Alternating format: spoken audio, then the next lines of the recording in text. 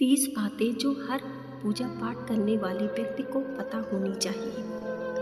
राधे राधे दोस्तों, आपका स्वागत है। दोस्तों, शास्त्रों में बांस की लकड़ी जलाना मना है, फिर भी लोग अगरबत्ती जलाते हैं। यह बांस की बनी होती है। अगरबत्ती जलाने से पितृदोष लगता है। शास्त्रों में पूजन विधान में कहीं भी अगरबत्ती का उल्लेख नहीं मिलता। सब जगह धूप ही लिखा हुआ मिलता है। अगरबत्ती केमिकल से बनाई जाती है। भला केमिकल या बांस जलने से भगवान खुश कैसे होंगे? पूजा साधना करते समय बहुत सी ऐसी बातें हैं जिन पर सामान्यतः हमारा ध्यान नहीं जाता है, लेकिन पूजा साधना की दृष्टि से यह बातें अति महत्वपूर्ण हैं। 1. गणेश जी को तुलसी का पत्र छोड़कर सब पत्र प्रिय है। भैरव की पूजा में तुलसी शिवकार नहीं है। 2. कुंद का पुष्प शिव को माघ महीने को छोड़कर निषेध है। 3. बिना स्नान किए जो तुलसी पत्र तोड़ता है उसे देवता स्वीकार नहीं करते। 4. रविवार को ध्रुवा नहीं तोड़नी चाहिए। 5. केतकी पुष्प शिव को नहीं चढ़ाना चाहिए। 6. केतकी पुष्प से कार्तिक माह में विष्णु की पूजा अवश्य करें। 7. देवताओं के सामने प्रज्वलित दीप को बुझाना नहीं चाहिए। 8. शालिग्राम का अपवाह तथा विसर्जन नहीं होता। 9. जो मूर्ति स्थापित हो उसमें आवाहन और विसर्जन नहीं होता। 10. तुलसी पत्र को मध्याह्न के बाद ग्रहण न करें। 11. पूजा करते समय यदि गुरुदेव ज्येष्ठ व्यक्ति का पूज्य व्यक्ति आ जाए तो उनको उठकर प्रणाम कर उनकी आज्ञा से शेष कर्म को समाप्त करें। 12. मिट्टी की मूर्ति का आवाहन और विसर्जन होता है और अंत में शास्त्रीय विधि से गंगा प्रवाह भी किया जाता है। 13. कमल को 5 रात, बिल्वपत्र को 10 रात और तुलसी को 11 रात बाद शुद्ध करके पूजन के कार्य में लिया जा सकता है। 14.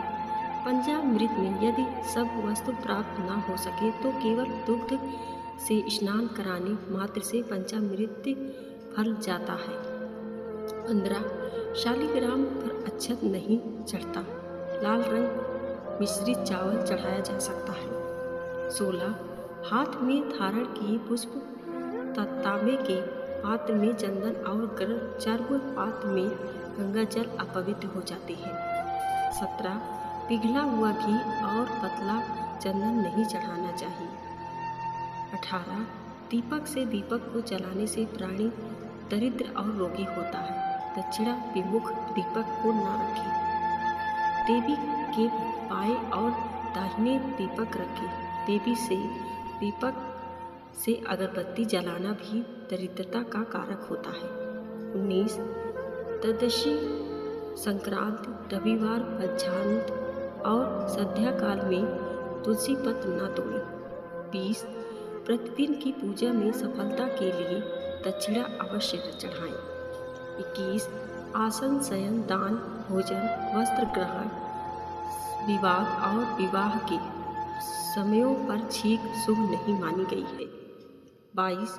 जो मलिन वस्त्र पहनकर मूषक आदि के काटे वस्त्र के साथ बाल कर्तन युक्त और मुख दुग्ध युक्त हो जब आदि करता है उसे देवता नाश कर देते हैं। 23. मिट्टी गोबर को निशा में और प्रदोष काल में गौमूत्र को ग्रहण न करें। 24. मूर्ति स्नान में मूर्ति को अंगूठे से ना रगड़ें। 25. पीपल को नित्य नमस्कार प्रवाह के पश्चात दोपहर में ही करना चाहिए, इसके बाद ना करें। 26. जहाँ अपूज्यों की पूजा होती है और विद्वानों को अनादर होता है उस स्थान पर दुर्मृच, मरण और भय उत्पन्न होता है। 27. पौष मास की शुक्ल दशमी तिथि, चैत्र की शुक्ल पंचमी और सावन की पूर्णिमा तिथि को लक्ष्मी प्राप्ति के लिए लक्ष्मी का पूजन करें। 28 कृष्ण पक्ष में ऋतिका तिथि में श्रवणावती नक्षत्र में लक्ष्मी की पूजा न करें। 29 अपहरण काल में रात्रि में कृष्ण पक्ष में त्रयोदशी तिथि में और अष्टमी को लक्ष्मी का पूजन प्रारंभ न करें।